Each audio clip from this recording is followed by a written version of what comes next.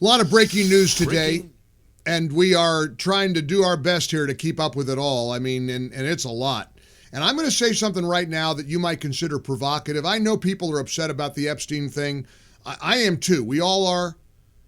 This story of the Obama administration's treasonous conspiracy as alleged by the federal government today's federal government, is the most important thing our country has ever experienced. And for President Trump, for what it's worth, I believe that he is as focused on what happened in 2020 as he is 2016. As Tulsi Gabbard lays it out, this is a betrayal that should concern and involve every American. Look, we don't trust our institutions anymore, and this is why. And so there's a lot of people, I think, who are sweating bullets over what is being revealed about the Russia collusion story. And again, you want to talk about Epstein? Fine. I'm not in the business of shutting you down, but I'm telling you to pay attention to the things that really matter. Here's the president in the Oval Office. The witch hunt that you should be talking about is they caught President Obama absolutely cold, Tulsi Gabbard. What they did to this country in 2016, starting in 2016, but going up to 2020 in the election. They tried to rig the election, and they got caught. And there should be very severe consequences for that. You know, when we caught Hillary Clinton, I said, you know what? Let's not go too far here. It's the ex-wife of a president, and I thought it was sort of terrible. And I let her off the hook, and I'm very happy I did. But it's time to start, after what they did to me, and whether it's right or wrong, it's time to go after people. Obama's been caught directly. So people say, oh, you know, a group. It's not a group. It's Obama. His orders are on the paper. The papers are signed. The papers came right out of their office. They sent everything to be highly classified. Well, the highly classified's been released. And what they did in 2016 and in 2020 is very criminal. It's criminal at the highest level. Now, we're all pouring through this 46-page report that Tulsi Gabbard just posted on X. I've reposted it on my X account if you want to go there. Follow me at Gallagher Show on X. I'll do my best to follow you back. And I just quickly reposted her post, which includes this 46-page report. We also want to make it available to you through our MyPillow text line. If you text the letters DNI to the MyPillow text line, 800-655-6453, we'll send you back this full declassified House Intelligence Committee report. It is wild. I mean, every chance I get when I'm not flailing my arms and reminding Eric to answer the phones. Sorry, Philip in San Jose. He's going to answer at any minute now, I promise. Got phones ringing. We got lights blinking. We got an AT&T outage in America, which is impacting the streaming. We know that. We're aware of it. Sorry, we're not. It's out of our control. The gremlins are in high gear today, so we got a lot going on. But I'm pouring through this 46-page report. Charlie Kirk is too. Charlie just went through page 17.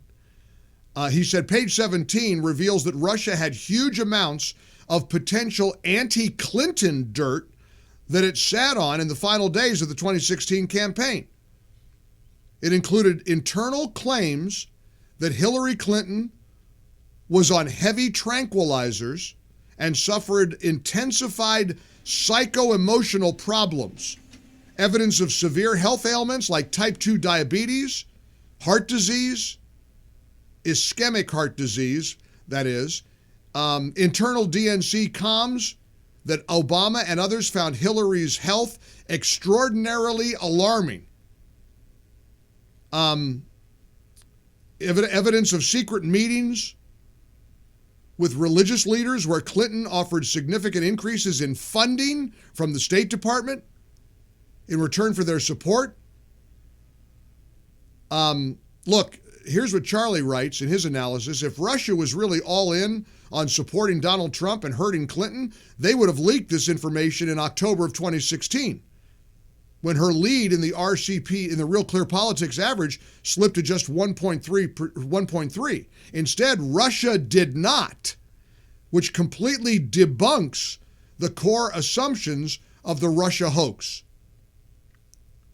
Rather than admit they were wrong, Brennan's CIA buried this information and manufactured a completely alternative reality in order to undermine the legitimacy of President Trump.